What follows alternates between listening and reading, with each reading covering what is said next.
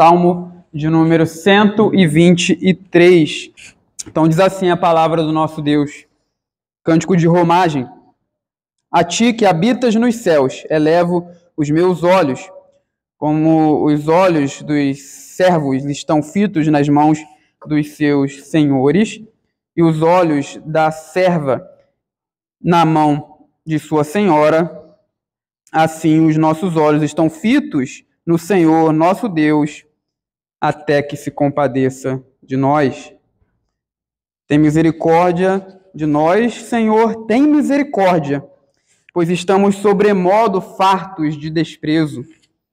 A nossa alma está saturada do escárnio dos que estão à sua vontade e do desprezo dos soberbos. Vamos orar novamente? Pai bendito e santo, fala conosco através da Tua palavra. Nós dependemos de Ti para entender o que o Senhor quer nos dizer neste salmo e também para praticarmos o que o Senhor espera de nós. Dá-nos graça de confiarmos no Senhor, de termos fé em Ti, Pai, diante da hostilidade do mundo. Abençoa-nos segundo a Tua graça, em nome de Jesus Cristo. Amém. Meus irmãos, existem várias maneiras ou vários meios de comunicação, vários meios de nos comunicarmos uns com os outros. E eu não estou falando aqui de redes, né, sociais, ou telefone, Facebook, e-mail, mas maneiras de se expressar que comunicam coisas, né, comunicam ideias.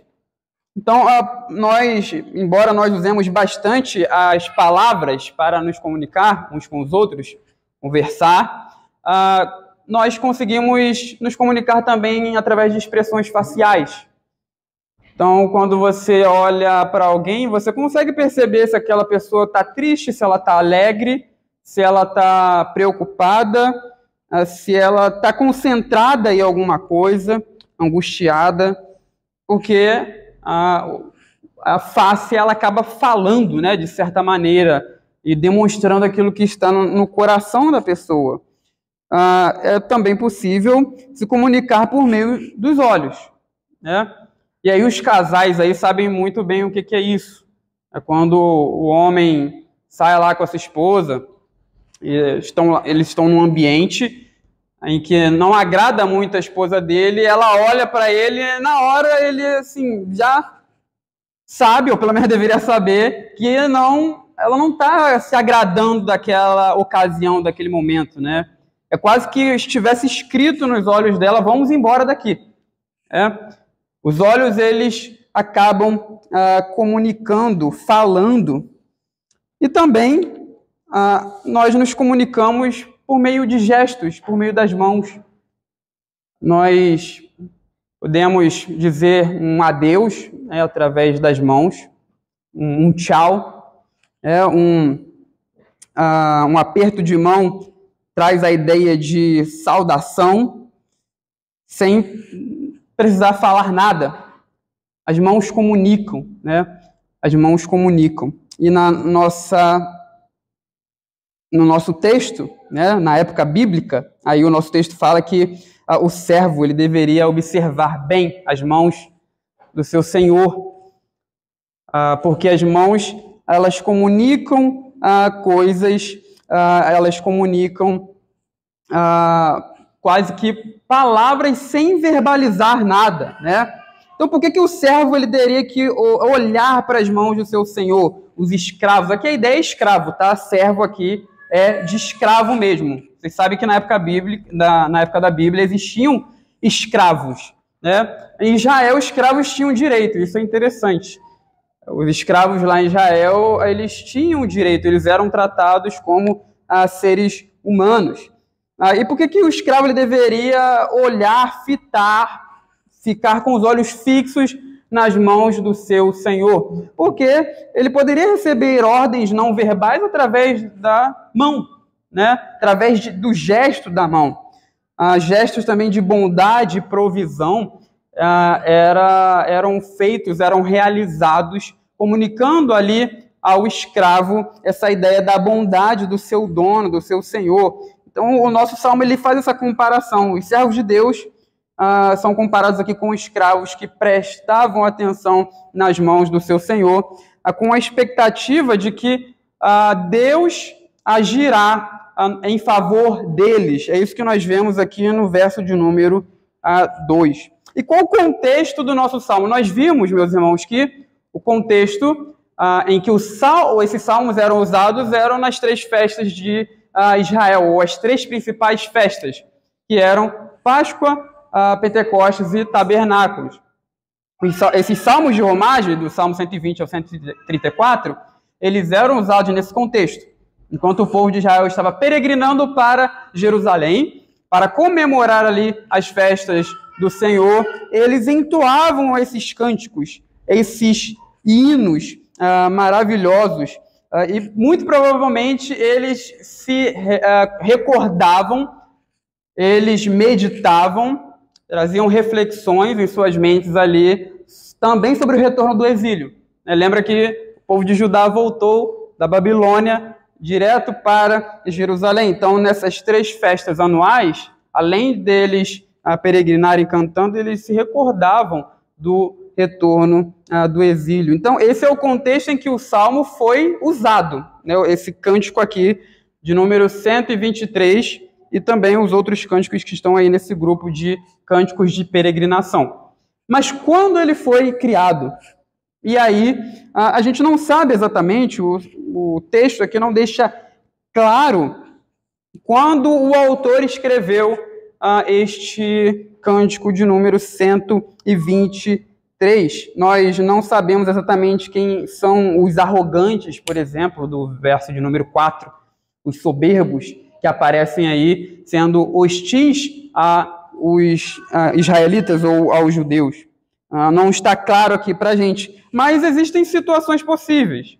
E a situação que é mais provável aqui é que esse salmo ele tenha sido criado no contexto histórico em que os povos vizinhos eles foram hostis ali aos judeus quando eles voltaram do exílio. Então, lembra que quando Judá volta do exílio babilônico, quando ele chega na terra, já existem outros povos ali que estão habitando na terra. A Assíria, ela tinha uma política, né, de deportar o povo da terra, da sua própria terra, para outro local e trazer outros povos para aquela terra que estava desabitada. Então, quando o povo judeu chega ali em Jerusalém, já existiam povos ao redor, outros povos que foram criados pela miscigenação dos israelitas com esses outros povos, né? E o livro de Neemias, no livro de Neemias nós vemos que quando ele voltou junto com os judeus da Babilônia, eles encontraram esses povos ali. Neemias foi um líder muito importante na reconstrução das muralhas de Jerusalém. O seu livro ele nos conta, no capítulo 2 e 3, que ele encorajou o povo a reconstruir os muros da cidade. E ali, quando eles estavam nessa obra de reconstrução do muro, eles foram hostilizados pelos povos que estavam ali. Tinha um certo governador de Samaria chamado Sambalate. E nessa época dessa reconstrução dos muros, ele olhou aquilo que os judeus estavam fazendo e se indignou. Ele ficou indignado. O que esses judeus pensam que estão fazendo? Ele até fala, né? O que esses judeus fracos estão fazendo? Desprezando o povo de Deus mesmo. Tratando com escárnio ele e os outros que estavam juntamente com ele. E falaram que se até mesmo uma raposa estivesse ali, ela poderia derrubar os muros de Jerusalém, né, tratando com total desprezo o povo de Deus. E aí Neemias, nesse contexto, sabendo de todo o desprezo que o povo estava sofrendo, ele ora ao Senhor e pede para que Deus olhe o que estão fazendo com o povo dele. Ouve, ó nosso Deus, pois estamos sendo desprezados. Neemias 4:4. Então, Neemias coloca aí diante do Senhor o desprezo que o povo de Deus estava passando, a hostilidade dos povos vizinhos e inimigos de Judá. Então é provável que o Salmo tenha sido escrito nesse contexto. E é por causa disso que nós vamos falar hoje aqui, o tema principal é oração em tempos de hostilidade. Oração em tempos de hostilidade. O que a nossa oração deve demonstrar quando nós passamos por hostilidade de pessoas que são inimigas da fé, de pessoas que são inimigas do povo de Deus e da hostilidade do mundo? A primeira coisa que eu quero destacar aqui no nosso texto é que a nossa oração demonstra expectativa na ação de Deus. É o que aparece aí no verso de número 1 e 2, expectativa na ação de Deus. Veja aí que o texto, ele diz o seguinte: a ti que habitas nos céus, elevo os meus olhos. Nós já vimos que no Salmo de número 121, o autor lá também fala, eleva os meus olhos para os montes. Nós vimos quando passamos por esse trecho que a ideia de elevar ou levantar os olhos para algo ou alguém expressa a ideia de desejo, de anseio. Então, os israelitas, quando eles iam das suas moradas, da localidade onde eles habitavam, quando eles iam para Jerusalém, eles fixavam os olhos deles nos montes que estavam ali em torno de Jerusalém, em torno do templo, com essa ideia de desejo, né? De chegar na casa de Deus, de chegar no santuário do Senhor, onde o Deus de Israel habitava. E aqui é essa mesma ideia. A ti que habitas nos céus, eu elevo os meus olhos. É a ideia de anseio, de desejo. Então, perceba que o salmista aí, ele não anseia por ninguém menos do que o próprio Deus. E o Salmo descreve Deus entronizado como um rei que exerce sua realeza sobre o mundo. A ideia aí de habitar nos céus, a palavra habitar, é literalmente estar assentado, ou poderia ser traduzido também como entronizado. Então, nós poderíamos ler esse verso de número 1 como a ti que estás entronizado, melhor dizendo, nos céus. Elevo os meus olhos. Outros salmos trazem essa mesma imagem. Mostram o Senhor como rei de todo mundo, como rei de toda a criação, exercendo o seu governo, o seu senhorio. O Salmo de número 2, o verso de número 4, fala que Deus está nos céus e ele olha para a hostilidade do mundo, para os planos dos ímpios, e ele ri daquilo. Os povos, os príncipes, os poderosos das nações se levantam contra Yahvé e contra o seu rei, o seu ungido, o rei que ele estabeleceu em Sião. E aí lá o verso número 4 do Salmo 2 diz: ri-se aquele que habita nos céus, o Senhor zomba deles. Então, o Senhor, como rei, ele combate toda ameaça política contra os seus planos. Deus também, como rei, combate as ameaças do caos. Salmo de número 93, do 1 ao 4, fala das águas, dos rios, das águas poderosas, do símbolo do caos se levantando, e o Senhor ali combate essa manifestação, esse símbolo do caos que são as águas. Além disso, Deus, como rei, estabelece também a justiça. No Salmo de número 11, verso de número 4 a 7, mostra o Senhor nos céus, olhando aquilo que se passa na terra, olhando os filhos dos homens, e ele tem poder, diz lá, para julgar os ímpios, para fazer justiça. E esse mesmo Deus poderoso que habita nos céus, que reina, ele se inclina para os desprezados e pobres para dar fim às suas angústias. É esse Deus a quem o salmista aqui eleva os olhos. O salmista e o povo também está passando por um período de angústia e hostilidade. E ele eleva os olhos, então, para esse Deus que reina sobre tudo e sobre todos, que tem poder para acabar com toda ameaça política, com a ameaça do caos, para estabelecer a justiça. Ele é o Deus que olha para o angustiado, para os desprezados, né? Salmo de número 113, verso 5 a 9, mostra Deus se compadecendo da mulher estéril, né? ele faz com que a mulher estéril seja alegre mãe de filhos. E o Salmo lá destaca a ideia da realeza de Deus, de que ele habita nos céus e olha para o desprezado e para os pobres. Então é para esse Deus que o salmista eleva seus olhos.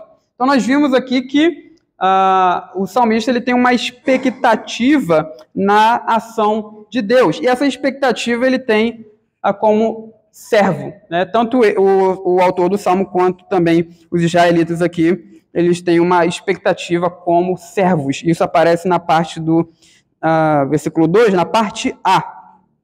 E aí ele destaca que como os olhos dos servos estão fitos nas mãos dos seus senhores e os olhos da serva na mão de sua senhora, assim os nossos olhos estão fitos no Senhor, nosso Deus. Então perceba que ele faz uma comparação entre os escravos que esperam a ação dos seus senhores fitando suas mãos e a situação de Israel, que olhava com anseio para Deus. E essa comparação ela funciona dentro de uma situação social em que um próspero agricultor, a imagem aqui do salmista é essa que ele usa, né? De um próspero agricultor que tem seus empregados ali na sua casa, são esses servos, esses escravos. Ele tem muitas mãos de obras, muitos empregados, né, que pertencem à sua família. E ele provê tudo aquilo que os seus servos precisam através das suas mãos. Então, as mãos elas servem para dar ordens, elas servem para advertir, mas elas servem para ter compaixão, para prover. Então, o escravo ele esperava do seu dono essa provisão, essa compaixão. Eu tô lembrando aqui que se você pesquisar na internet, né, vai ver que existem imagens desse tipo no mundo antigo.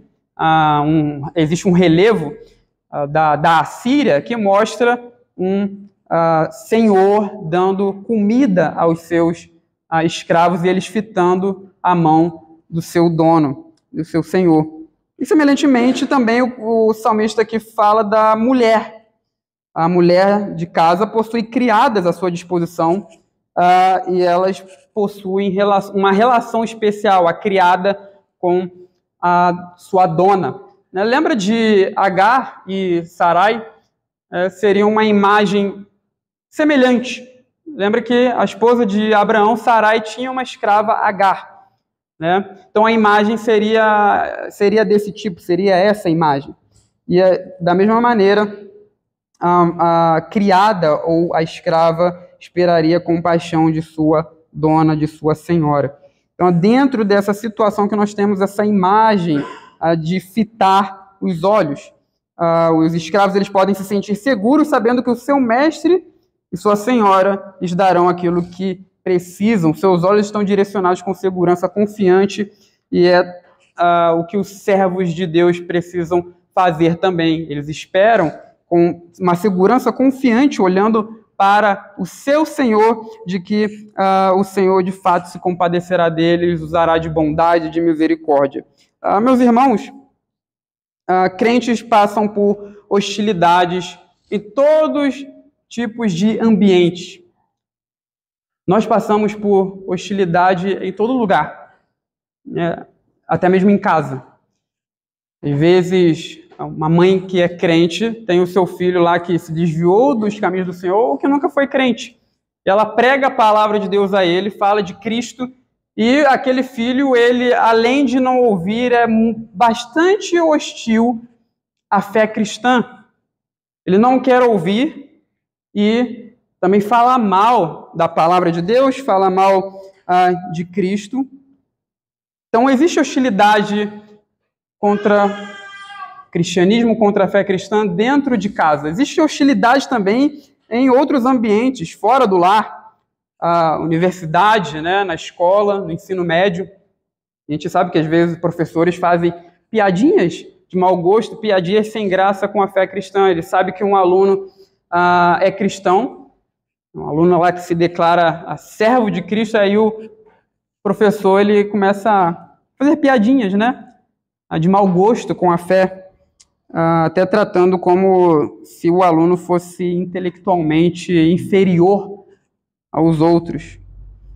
Mas saiba que nosso rei está entronizado nos céus, ele tem poder para mudar esse tipo de situação. Lembra que é isso que está acontecendo aqui, esse é o contexto. É hostilidade ao povo de Deus, o salmista e Judá, no caso, os israelitas, eles olham para o Senhor, eles têm anseio, esperam que Deus haja, que Ele tenha compaixão, que Ele use de graça e misericórdia com as suas mãos poderosas. Eles esperam de Deus assim como seus escravos esperam de seus senhores. Então, o Deus que se compadece, ele tem poder para mudar toda a hostilidade que nós, como povo dele, sofremos e passamos. Nós estamos vivendo aí num período político meio complicado, em que pessoas querem estabelecer leis para calar o povo de Deus, para colocar uma mordaça, digamos assim, nas escrituras. Nós não sabemos do futuro. Nós não sabemos se dentro dos planos de Deus isso de fato acontecerá. Mas se acontecer, lembre-se de que nós podemos olhar com anseio para o nosso Deus. Diante das hostilidades que nós passamos no mundo, Deus ele se compadece dos seus servos que são desprezados, que passam por situações de angústia por causa da sua fé, por serem servos fiéis. Deus pode mudar essa situação. Por estar nos céus, um lugar transcendente, muito acima de nós podemos pensar que Deus está alheio às nossas angústias, às hostilidades que nós passamos como seus servos, e também que Ele não está tão assim envolvido com o nosso sofrimento por causa da nossa fé. Nosso Deus habita nos céus, Ele habita num lugar transcendente, Ele está elevado, Ele é mais exaltado que tudo. E, por vezes, nós podemos pensar, poxa, Deus ele está muito acima de nós, né? Está alheio às nossas angústias, mas isso não é verdade. Deus, ele, embora seja rei, ele se compadece. Lembra que essa imagem que o Novo Testamento usa quando o autor de Hebreus, ele fala de Cristo exaltado. O autor, que escreve lá a Epístola aos Hebreus, ou aquela homilia, né, que é mais uma pregação do que uma epístola, ele fala de Cristo, sim, exaltado nos céus, mas o mesmo Cristo que está entronizado, que reina sobre tudo e sobre todos, ele se compadece de nós. Justamente porque ele é homem, justamente porque ele passou pelas mesmas situações que nós passamos. E é por causa disso que nós somos encorajados a buscar o nosso Deus quando somos tentados a nos desviar da fé por causa da hostilidade que enfrentamos. Então nós devemos fitar os nossos olhos no nosso Deus, que é poderoso para nos livrar de toda angústia que vem pela hostilidade. E perceba também que a expectativa que nós devemos ter na oração é uma expectativa insistente. Está na parte 2, ou melhor, a parte B do versículo 2, do verso 2 aí no trecho final. Veja que ele diz, até que se compadeça de nós. Então nós fitamos, como escravos fitam as mãos do seu senhor, e a escrava fita a mão da sua senhora, assim os nossos olhos estão fitos no Senhor, até que se compadeça de nós. Algumas coisas aqui dentro desse salmo mostram que o povo estava sofrendo por muito tempo. Então é que eles falam lá que a alma deles está farta, está saciada, literalmente seria isso, está saciada de desprezo, está farta de ser desprezada. Então isso mostra que o povo ali estava sofrendo por bastante tempo. Bastante tempo. Mas perceba que eles aguardam no Senhor, eles têm anseio, eles esperam, eles oram, até que o Senhor se compadeça. Então é uma oração insistente. É uma expectativa insistente. E por vezes nós desistimos muito rápido da nossa expectativa em Deus, nós desistimos muito rápido de lutar com Deus em oração, a persistência da hostilidade aqui que o povo estava passando e a persistência da hostilidade que sofremos não deve ser motivo para deixar de orar, né? Não deve ser motivo para nós deixarmos de orar. Às vezes as pessoas falam, né? Já entreguei isso aí na mão de Deus. Deus não precisa que nós entreguemos nada nas suas mãos, porque tudo está na mão dele. Quando nós passamos por perseguições, nós devemos orar, sim. Embora Deus demore a nos atender, e às vezes Ele faz isso para nos provar, para nos experimentar, para nos amadurecer na fé. Embora Ele demore, nós devemos continuar orando. A persistência da hostilidade deve nos levar a persistir em oração. Então, perceba que nós devemos olhar para Deus, ansiar, ter expectativa de que Ele nos livrará de toda perseguição, de toda hostilidade, até que Ele se compadeça de nós, ou, em outras palavras, aqui no texto hebraico, é literalmente até que Ele seja gracioso para conosco, até que Ele haja em nosso favor. Então, resumindo o que nós vimos aqui, nós estamos falando de oração em tempos de hostilidade. Essa oração, ela demonstra expectativa na ação de Deus, e essa expectativa é como servos e insistente. E o ponto 2 da nossa exposição mostra que a nossa oração, ela demonstra apelo à graça de Deus. Apelo à graça de Deus, verso 3 a 4. Vamos fazer a leitura aí dos versos 3 a 4. Leiamos. Tem misericórdia de nós, Senhor. Tem misericórdia, pois estamos sobremodo fartos de despesa. A nossa alma está saturada dos escravos que estão à sua vontade e do desprezo dos homens. Então, aqui nesse trecho, nós aprendemos o motivo pelo qual o salmista e o povo estavam cantando esse salmo e o motivo pelo qual eles estavam sofrendo. É o desprezo de pessoas arrogantes, de pessoas soberbas, que levou o povo a buscar a face do Deus de Israel. Interessante que a palavra hebraica aqui para arrogante, né, que aparece no verso de número 4, ou melhor, verso de número 4 mesmo. Aparece aqui a palavra arrogante e a ideia aí de alguém que está no estado de glória. É uma palavra que é usada para descrever o sul do Jordão com a sua vegetação farta. Então, a ideia ali de um estado de glória, né? Um estado elevado. É interessante que essa palavra aparece num cântico de escárnio, lá em Zacarias 11, do 1 ao 3. Cântico de escárnio é um cântico, é um poema em que se escarnece de alguém. Então aparece num cântico de escárnio essa palavra aí, arrogante, para falar contra os líderes orgulhosos de Israel, que são, e fala lá de leões rugindo, porque o matagal do Jordão ele é destruído, né? E aí a ideia do símbolo de orgulho, do símbolo de glória do Jordão. Então, os leões rugem ali como um lamento por essa destruição que vem ali sobre esses líderes. Então, os orgulhosos eles têm um status, um estado de glória, e também o texto nos fala de soberbos, de pessoas soberbas. Né? Literalmente, aí, soberbo é o sossegado ou o tranquilo. Então, seria aqui a ideia de alguém que está, de fato, no estado de segurança.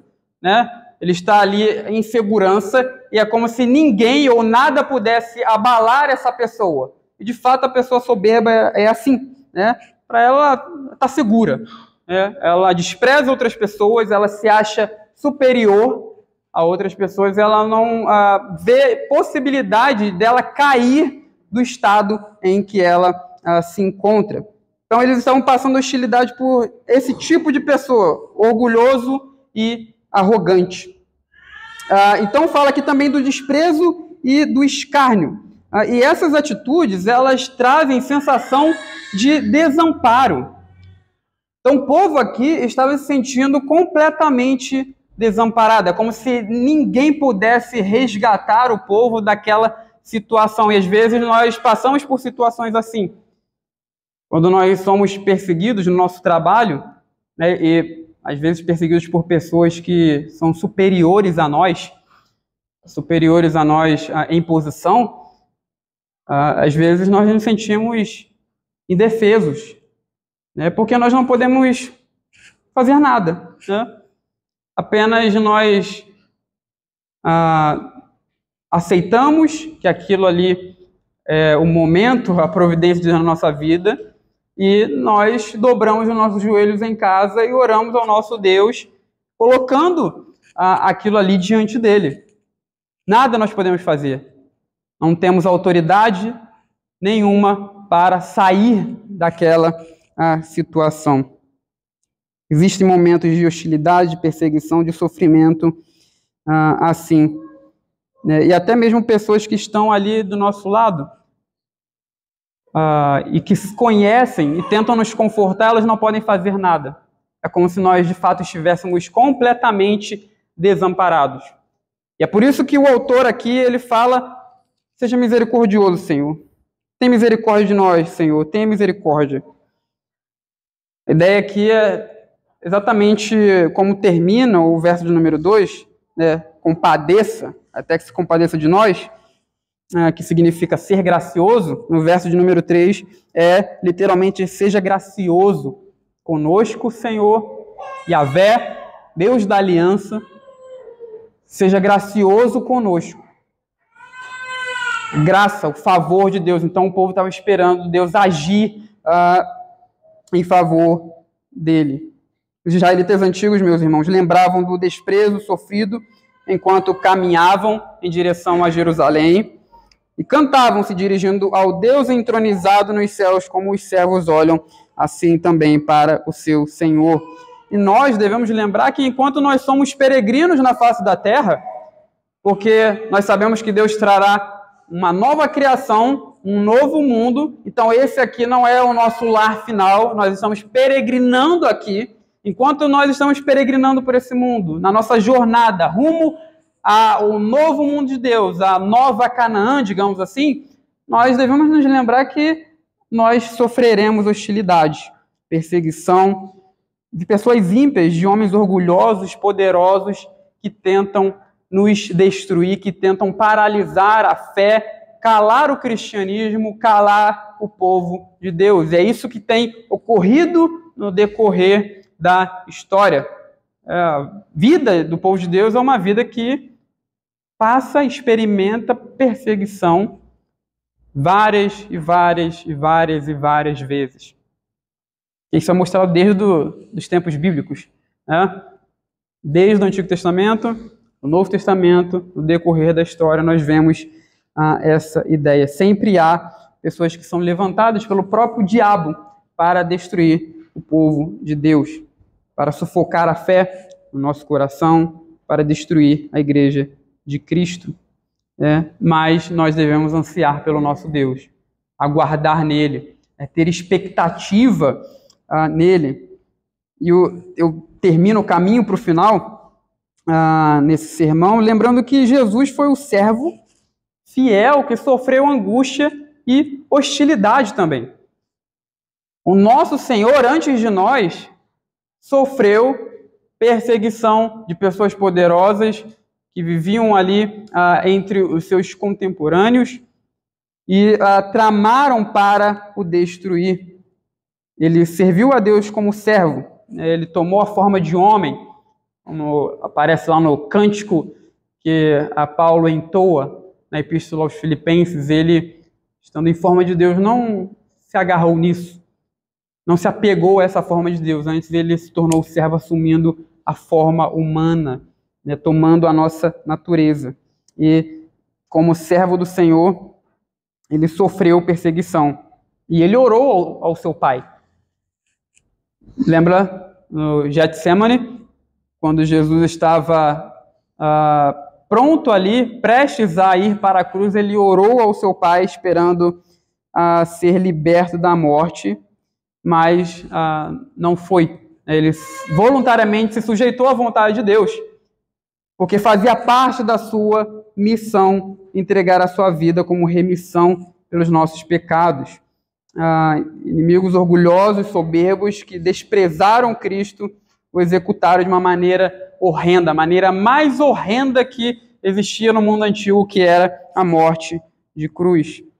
E Cristo hoje, ele nos chama a participar dos seus sofrimentos. Nós sofremos como povo de Deus, o mundo tenta nos calar, o mundo tenta ser hostil a nós, justamente porque isso faz parte da nossa identidade, é sofrer com Cristo. Veja, nós não somos masoquistas, ninguém gosta de sofrer. Ninguém gosta de sofrer. E o cristão não deve ter prazer em sofrer. Embora ele possa se alegrar no sofrimento por Cristo, ele não deve ter prazer no sofrimento em si. A Bíblia não ensina esse tipo de coisa, de prática. Mas nós devemos lembrar bem que o sofrimento faz parte da característica da igreja. Perseguição, hostilidade. Né? Então você, quando é perseguido lá no seu trabalho, na sua casa, por familiares, pelos seus irmãos, saiba que faz parte. É porque você está unido a Cristo, é porque você é coparticipante de Cristo, é porque você faz parte do povo de Deus que você é perseguido. O sofrimento que passamos hoje como servos de Deus faz parte da nossa união com Cristo. Parte do papel de servo sofredor que o próprio Senhor Jesus assumiu e que ele nos chama a experimentar. Nem sempre Deus nos livra da hostilidade imediatamente, e o normal é que ele nos livre temporariamente, né? Nós oramos às vezes para Deus nos livrar de uma situação de perseguição, de hostilidade, e ele até nos livra, mas aquele livramento é temporário. Deus não nos livra de uma maneira definitiva. Deus não livra o seu povo de uma maneira absoluta e definitiva agora, porque o sofrimento faz parte da nossa identidade como a igreja. Então ele nos dá um alívio temporário em meio ao mar tempestuoso que enfrentamos. Isso porque é normal na vida cristã sofrermos por Cristo. Isso em maior ou menor grau, pois nós somos chamados a participar desses sofrimentos.